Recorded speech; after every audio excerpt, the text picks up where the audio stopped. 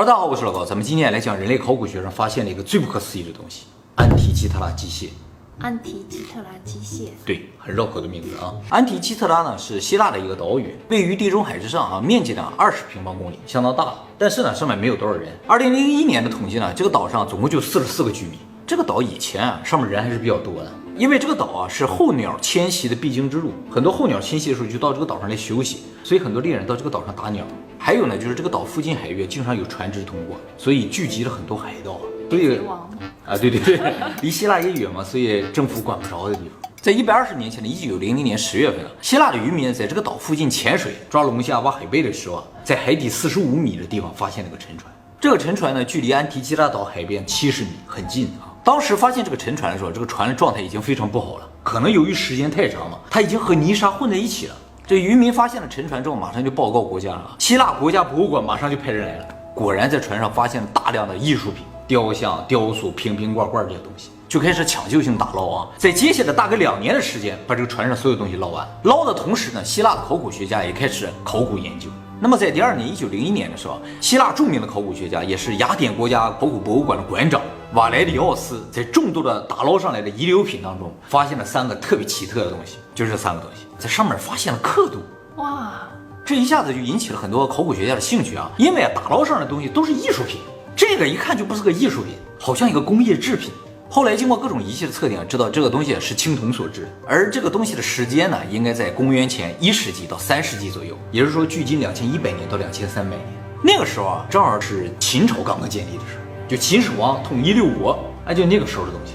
他们就有这种刻度的青铜器啦？对，这不就很奇怪吗？再后来呢，进行了进一步的清理，发现啊，里边有几个齿轮，齿轮的发现一下子就震撼了考古学界。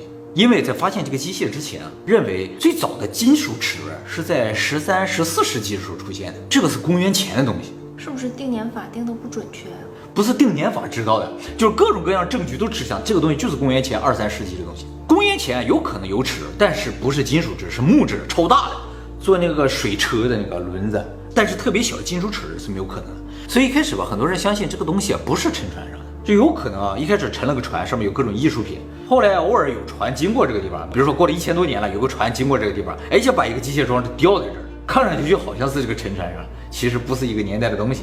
但是后来啊，证明了这个东西真的是沉船上的，所以现在认定人类最早的齿轮，而且上来就是个金属齿轮，就是2000多年前。那么问题就来了，一帮拿着粗糙的青铜剑的人怎么做出这么个东西？而且这个东西是什么，干什么的也不知道，疑问越来越多。不过啊，在100多年前的时候，没有什么很先进的检测仪器了，所以终究这个机器里边什么样是不知道的。而且一开始总共就发现了3片，而这3片呢，估计占整体很小的一部分。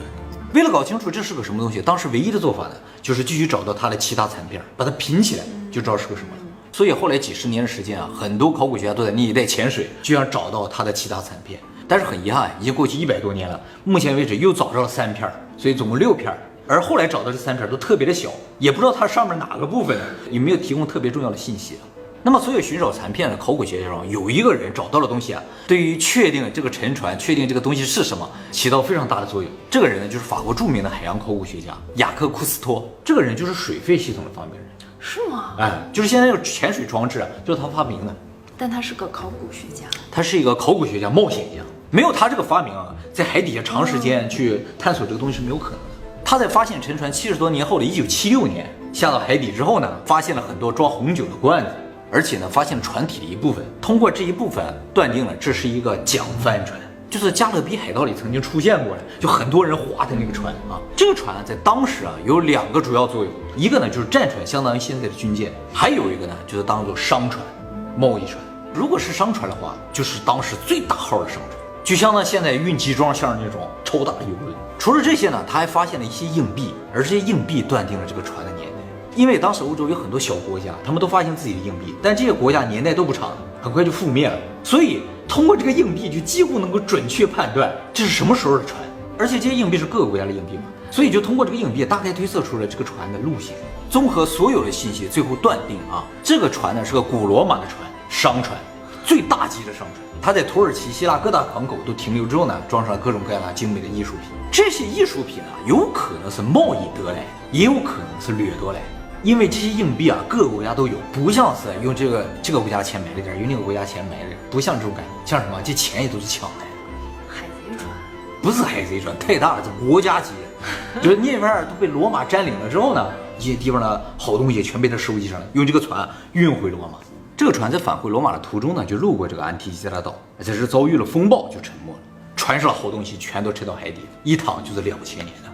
那也就是这个机械齿轮不是罗马的，不是罗马，是他掠夺来的。这么先进的小国家，对呀，他怎么会有这个东西呢？是吧？这是个什么东西就成为关键。为了断定这个东西是什么，花了几十年的时间，是一项科学技术的进步，最后慢慢揭开它的面纱。这个技术呢，就叫做 X 射线计算机断层成像技术，简称 CT。哎，没错，CT 扫描啊，用 CT 扫描第一次看到了这个东西里边什么样，结果一扫描发现里边密密麻麻的齿轮，一个挨着一个，就这么厚的一个东西里边一层一层层全是齿轮。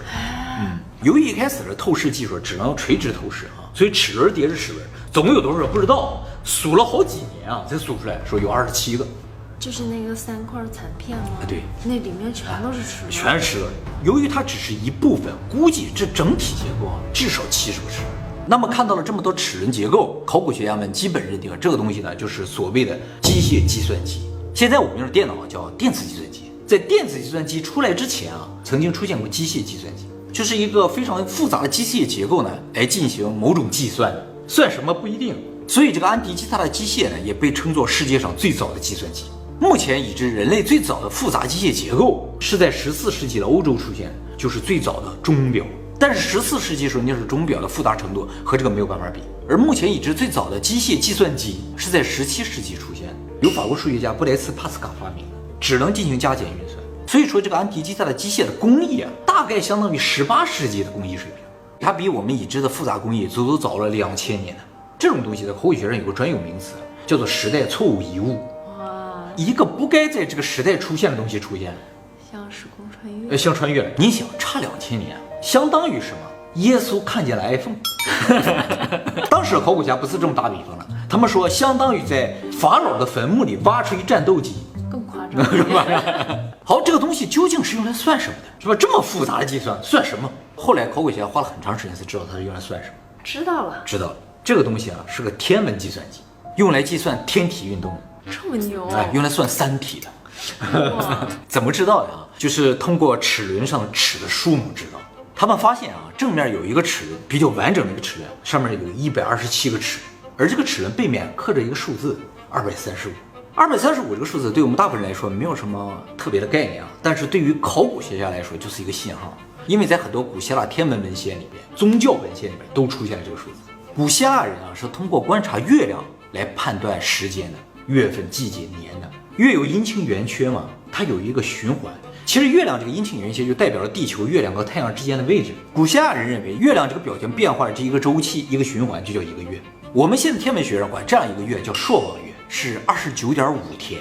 12个月呢就是354天，相比于我们太阳历啊，一年短了11天。那既然短了11天，它就需要闰月来把这个差补上。它怎么闰月？就是古希腊人通过长期观测发现啊，每235个朔望月是19个太阳年，就是每19年闰7个月就对上了。在这个地方呢，就出现了235这个数字，而后边的刻度盘上就有235个刻度，代表了235个朔望月。也就是说，后面这个齿轮走一周啊，太阳、地球和月亮整体循环一个周期，19年。不仅如此，希腊人还知道另一个月亮周期，就是月亮在天空中这个位置，再回到这个位置，这个时间呢不是一个朔望月，叫一个月亮公转周期，是27.3天。而19年呢，正好是254个月亮的公转周期。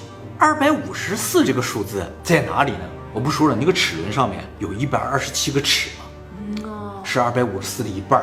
所以考古学家怀疑，就是说他想做254个齿可能有点费劲，就做了一半，127个齿，通过和另一个齿轮两个配合来实现254个就是月亮公转周期。所以这个有127个齿，后面有235个刻度的齿轮，就是用来模拟19年一个周期的太阳、地球和月亮位置的东西。除了这个齿轮之外，背面还有个更大的齿轮，但是这个齿轮啊，大部分都残缺掉了，不知道有多少个齿了。那么根据弧度和已经发现的齿的个数推算，大概在220个到225个。那么后来呢，也在这个齿轮的后面呢，发现了一个模糊不清的数字，一开始完全看不清的，后来不断的清晰，看清了，写着223啊，知道了，哦，这是齿数，223个齿。那么223个齿代表什么呢？这个在古希腊的文献里边就没有了。结果呢，在苏美尔的泥板上发现，在苏美尔的天文记载当中啊，223个月正好是一个日全食的周期，所以这个最大齿是用来计算日食，小齿计算月食，大齿计算日食。苏美文明的泥板也是时代错误遗哦，对，应该算是吧。苏美人整个就时代错误了。这个事情证明了个什么？就是说制造这个机器的人不仅知道希腊的天文学，而且还懂得苏美文明的天文学，甚至后来还在这个齿轮上发现了时刻和颜色的文字。就说这个东西不仅能够推测日食月食在哪一天发生，还能够推测在几点发生，因为日食月食时间很短的，他都知道几点几分发生，还有发生的时候那个月亮什么颜色他都知道。就是我们经常会看到月亮好大，然后又红，有时候就不是那个颜色，这也是有规律的，他都知道。其实还有更不可思议的，就是在里边发现了一个53个齿的齿轮。53个齿的齿轮啊，虽然没有那么复杂啊，但是它的作用很厉害。就是我们现在知道，月球绕地球公转的时候，它的轨道不是圆形的，而是椭圆形的。这个椭圆形的轨道本身呢也在动，周期呢是9年，也就是说9年月亮才实质上回到它最原先那个位置上。所以这个机械如果要模仿月球的运动，它就要把这个轨道的偏移也计算进去，而这个有53个齿的齿轮就是来修正轨道偏移的。它这个修正的精确度精准到小数点后9位。后来还发现它前面那个齿轮上面有一个槽，槽里边有一个圆形的东西，一直不知道是干什么。然后用3D 扫描技术把整个这个机械扫描下来之后啊，自己做了些零件组装在一起去转动它，发现里边那个槽的东西动，才知道这槽里边这个圆的东西就是月球。这个齿轮转的时候，这个月球啊就一会儿远一会儿近，一会儿远一会儿近，完全模仿了月球在地球周围的这个运动，就跟天体运动是一模一样的。厉害！我们现在已经到了宇宙里边，可以看出来地月是这样在运动的，它在地球上就看出来了。所以整体来说，这就是一个超级精准的天体运动计算机，不是一个模型，而就是一个完全太阳系的再现。推测这个东西啊，前面原先有一个面板，这些结构在面板之后看不见，然后这些东西动了之后，面板上有几个星球，这个星球啊就在动。他们是已经回到自己的星球了吗？有可能，他们原先在宇宙飞船上可能就通过这个来计算啊，星体运动的是吧？摇一下就看见了。后来啊，在进一步研究它的结构的时候，又发现了一个问题，就是说我刚才说的这些数字啊，53、127、235、223，包括之前提到了19年、235个刻度，其实这些都是质数，说明啊，这是一个非常严谨的、经过高度优化的系统，已经不能够再优化了。再加上什么？所有的齿轮的齿都是奇数，充分体现出这个东西加工有多难。齿轮啊，做偶数个齿是比较容易的，圆很容易等分嘛，2、4、6、8，你就在这个对角线上做齿就可以了，容易做的对称嘛。但是你要做奇数个齿就难了，尤其是要做223个奇数齿，每个齿都要偏离一点点，容下一个齿多一个齿的话，形成奇数嘛，这非常困难，手工做很难，现在做都很难的啊，更不用说青铜实验。是吧？不是这个专业的吗？我是这个专业的，很难的。对你来说很难，对我来说超难，没有可能。因为你很容易找到手。对，我已经找到手了。好，还有一个问题，2000多年前人为什么要知道这么精准的天体运动？他们要干什么？他们要登月是要怎样？这应该是贵家心切吧？贵家心切是吧？现在估计啊，有2方面的原因，一方面就是古代人真的是靠天吃饭的。所以，如果有这么精准的知道天体运动的机器的话，那可能对于农耕啊，对于很多活动有帮助。他有这个精神头的话，能吃得上饭。反正就是帮了大忙。还有一个作用啊，其实很现实，就是这个机器可以精准预测日食和月食嘛。这对于古代的统治者就非常重要。就比如说一个国家的国王，他知道什么时候有日食，他就可以举办一些祭祀活动，老百姓就觉得哇，果然是天子啊！人都知道什么日食月食，对不对？厉不厉害？当然重要性是明显的了，但是问题就是他怎么做出来？还有呢？怎么知道的？对，这是另一个更重要的问题，就是设计这个东西的人他是谁，是吧？他为什么知道这么多天文、数学的物理知识？其实啊，现在对于这个东西是谁造的，是谁设计的，都知道了。大概有推测了。现在主流假说认为，这个安提基特拉机械是来自当时的罗德岛。罗德岛也是爱琴海上的一个小岛啊，这个岛传说啊，曾经有超现实文明。史书上记载，这个岛上曾经有一个超大的太阳神像。哎，这不是那个七大奇迹？哎，没错，七大奇迹里边就有它。但是现在七大奇迹只剩金字塔，这个没有了。一直以为这是传说了，结果后来发现真有这个东西。这个铜像始建于公元前292年，高30米，当时世界上最大的铜像。建造12年，在公元前280年建成，54年屹立不倒。后来在公元前226年呢，就是古希腊那个地方发生了超大地震，这个铜像倒下。这也就说明七大奇迹其实真的都有，不可能只有一个金字塔是真的有，剩下都是假的。而且就这个真的有了，它就存在，是吧？哪有那么巧的事？那么古希腊著名的诗人呢，品达曾经到过这个罗德岛上。品达呢是公元前500多年的人，他说这个罗德岛上到处都是能够像活人一样运动的雕像。说这个罗德岛就是有超现实的这种技术嘛，他们是制造机器人。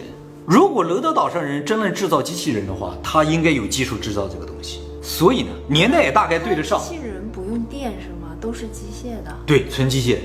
品达根本就不知道这东西为什么能动，为什么能走，他就觉得特别的神奇嘛，他就把它记下来了。不过后来这个岛因为地震就覆灭了，有点像亚特兰蒂斯那样消失了。那个普尔修斯不就在那片海域？哎，对，但是不是在罗德岛上了，他在塞尔福斯岛上。就是爱琴海上那些岛啊，原来都很牛的，每个都是一个国家，那些国家全都是宙斯的儿子建立的，有神的力量的。你想他在那个时候就能建30多米、10层楼高的铜像，世界七大奇迹绝对没有问题。好，这是一个假说了，因为那个时候就有机器人也很奇怪嘛，只是书上有记载，也不能完全当真啊。机器人还行，机械人的话更厉害呀！机械人因为它不用电啊，它就全靠齿轮走啊。对，能量从哪来着？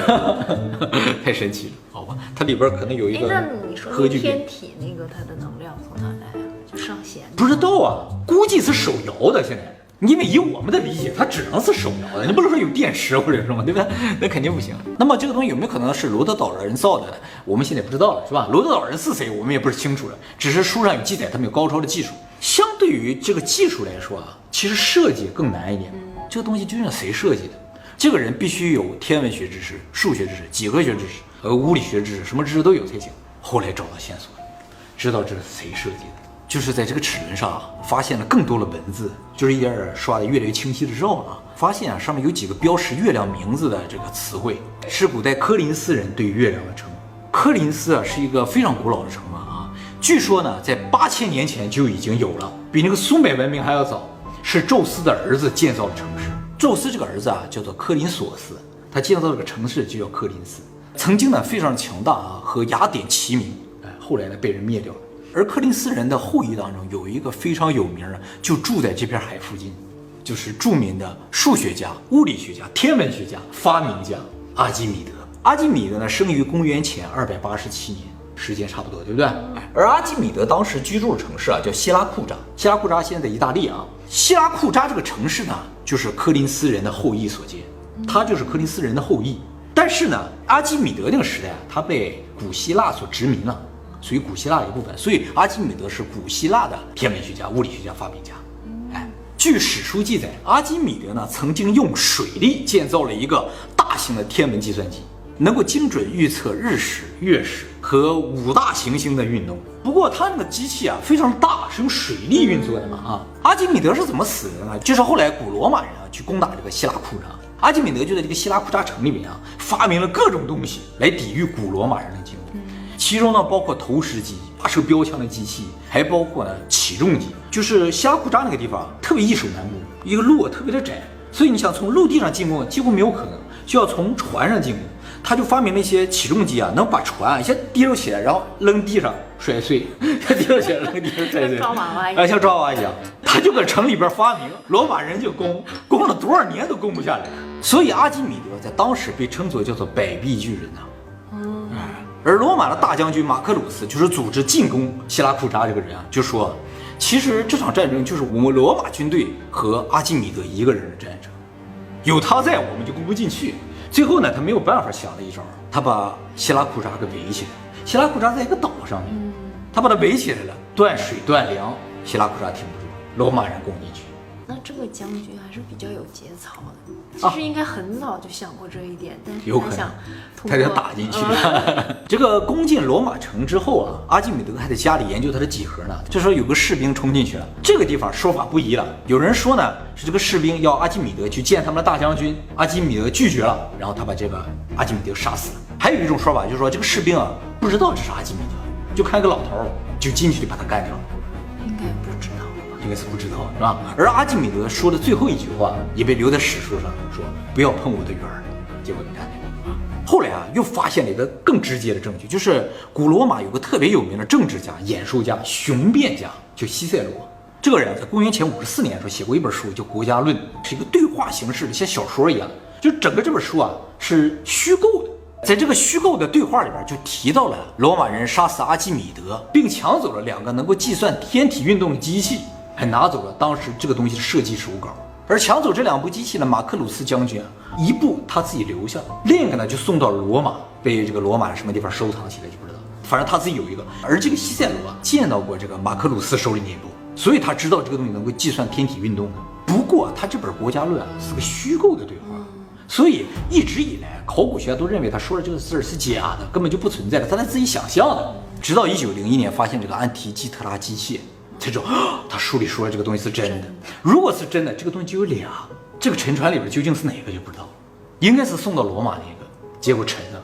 那么另一个在哪？图纸在哪？不知道。这个东西没有图纸是没有办法再现的。其实这也可以解释为什么这个技术没有传承下来。阿基米德被人干掉了，而接下来的1500年又没有再出来一个阿基米德，也没有再出来罗德岛人，结果这个东西就没有再出现了。我们又重新研究了一遍，有这个可能。现在呢，这个机器呢是保存在雅典国家考古博物馆的，一般民众也可以参观的。但是你参观的都是复制品，不是真品了，因为这个东西的真品据说比蒙娜丽莎的微笑要贵很多。